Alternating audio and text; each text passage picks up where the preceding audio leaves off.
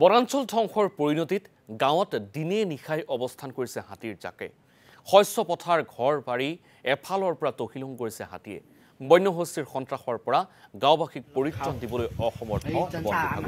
হাতীৰ ভয়ত এতিয়া উজাগৰি নিশা কটোৱা গয়াই উপায়ন্তৰ হৈ শৰণাপন্ন হৈছে নেদেখাজনৰ বন্যহস্তীৰ সন্ত্ৰাসৰ পৰা মুক্তি পাবলৈ মুকলি পথাৰত খাদ্য নৈপত্য আগবঢ়াই পূজা অৰ্চনা কামপুৰ একাংশ গয়াৰ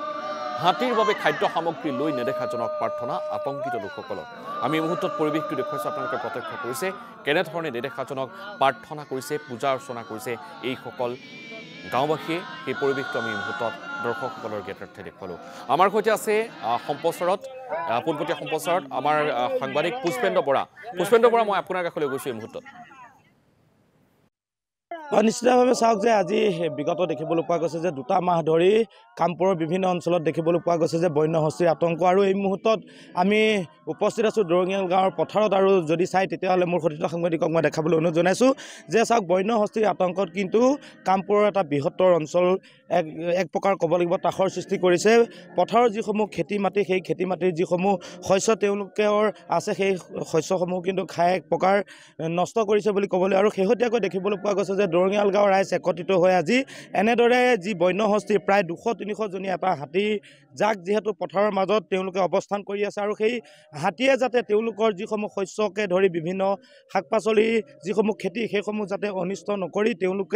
তেওঁলোকক খাদ্যৰ বাবে আজি এনেদৰে দেখিবলৈ পোৱা গৈছে যে কল ফলহাকে ধৰি ধান চাউলকে ধৰি বিভিন্ন ধৰণৰ খাদ্যসমূহ এই বন্যহস্তীৰ বাবে তেওঁলোকে যোগান ধৰা পৰিলক্ষিত হৈছে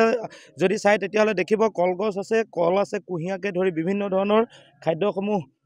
আজি এই পথাৰৰ মাজতে বন্যহস্তীৰ বাবে তেওঁলোকে যোগান ধৰিছে আৰু তাৰ লগে লগে তেওঁলোকে ইয়াতে ধূপ দীপ নৈবেদ্য আদি জ্বলাই তেওঁলোকে ইতিমধ্যে প্ৰাৰ্থনা কৰা পৰিলক্ষিত হৈছে আমি সেই দৃশ্যসমূহ প্ৰতিদিন টাইমৰ দৰ্শকসকলক দেখাইছোঁ যে আমি বিগত সময়তো দেখুৱাইছিলোঁ যে কামপুৰত কেনেদৰে বন্যহস্তীৰ এটা বৃহৎ জাকে যিসমূহ কৃষকৰ খেতি পথাৰ নষ্ট কৰিছে বুলি ক'ব লাগিব যি পথাৰৰ ধান বন্যহস্তীৰ আতংকত এক প্ৰকাৰ যদি চাই তেতিয়াহ'লে ক'ব লাগিব যে কেঁচা ধানকে কিন্তু যিসকল খেতিয়ক সেই খেতিয়কসকলে কিন্তু কাটি ঘৰলৈ চপাবলগীয়া অৱস্থাৰ সূচনা হৈছিল আৰু এই মুহূৰ্তত আমি দেখিছোঁ যে তেওঁলোকে ইতিমধ্যে সেৱা কৰি যিসমূহ বন্যহস্তী সেই বন্যহস্তীয়ে যাতে পুনৰ তেওঁলোকক কোনো ধৰণৰ ক্ষতিগ্ৰস্ত নকৰে তেওঁলোকক যাতে সুকলমে ইয়াত খাদ্য যোগান ধৰিছে সেই খাদ্যসমূহ খাই যাতে এই অঞ্চলটো তেওঁলোকে ত্যাগ কৰে তাকেই আশা কৰি এই মুহূৰ্তত আমি দেখিছোঁ যে তেওঁলোকে এনেদৰে নেদেখাজনৰ শৰণাপন্ন হোৱা পৰিলক্ষিত হৈছে আমি সম্ভৱ হয় যদি কথা পাতিবলৈ চেষ্টা কৰিম কাৰণ এই মুহূৰ্তত সকলো লোকেই কিন্তু এনেদৰে সেৱা কৰা পৰিলক্ষিত হৈছে তেওঁলোকে অকপতে গ্ৰহণ কৰি এই ৰাইজক তেওঁলোকৰ মুক্তি দিয়ক আৰু ৰাইজৰ উদ্ধাৰ কৰক ৰাইজক গতিকে ৰাইজৰ যি ক্ষতি সাধন হৈছে ইয়াতে আমাৰ ভকতসকলে আহি পেলাই তোমাৰ চৰণলৈ প্ৰাৰ্থনা জনাইছে তোমাক ইয়াতে সন্তুষ্ট হৈ ৰাইজৰ নিৰাপত্তা কৰি তোমালোকে নিজৰ পথত ভৰি দি তোমালোকৰ নিজৰ গন্তব্যস্থানত উপস্থিত হৈ ৰাইজক সন্তুষ্টি দিয়া এইখিনি আমাৰ ভগৱন্তৰ ওচৰত আমাৰ প্ৰাৰ্থনা হৰি গণেশ বাবা কি গণেশ বাবা কি গণেশ বাবা কি বিভিন্নজন লোক আছে মই কথা পাতিবলৈ চেষ্টা কৰিম দেখিবলৈ পোৱা গৈছে যে গাঁৱৰ জীয়ৰী বোৱাৰী সকলো কিন্তু এক প্ৰকাৰ ওলাই অহা পৰিলক্ষিত হৈছে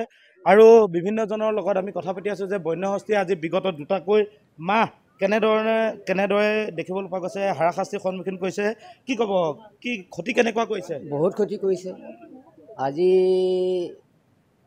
এসপ্তাহৰ আগৰ পৰা আমাৰ প্ৰথম ধান কাটিবলৈ আৰম্ভ কৰাৰ পৰাই ধান খাই অনিষ্ট কৰিছে বহুত সৰিয়হতলীবিলাক গছকি পিনে হেৰি কৰি পেলাইছে আলু খেতি নষ্ট কৰিছে কুঁহিয়াৰ যোৱা বানপানীয়ে মাৰিছিল যদিও এইবাৰ আমাৰ ৰাইজে বীজ আনিছিল চৰকাৰৰ পৰা দিয়া বীজে ৰুই কৰি কুঁহিয়াৰ হৈছে এয়া কুঁহিয়াৰো খাই কৰি আজৰি কৰিছে হাতী খেদিবলৈ বন বিভাগ আহেনে নাই বন বিভাগ আহে বন বিভাগ আহিছে তেওঁলোকৰ মানুহখিনিয়ে যথেষ্ট কষ্ট কৰিছে আমাৰ লগতে নকৰা নহয় কিন্তু এইটো কথাত সত্য যে আমি মানে সৰুৰে পৰা এনেকুৱা কামত আমি অভ্যস্ত হোৱা নাই কিন্তু এবাৰ দেখিছোঁ যে আমি বাৰুকৈ ক্ষতিগ্ৰস্ত হৈছোঁ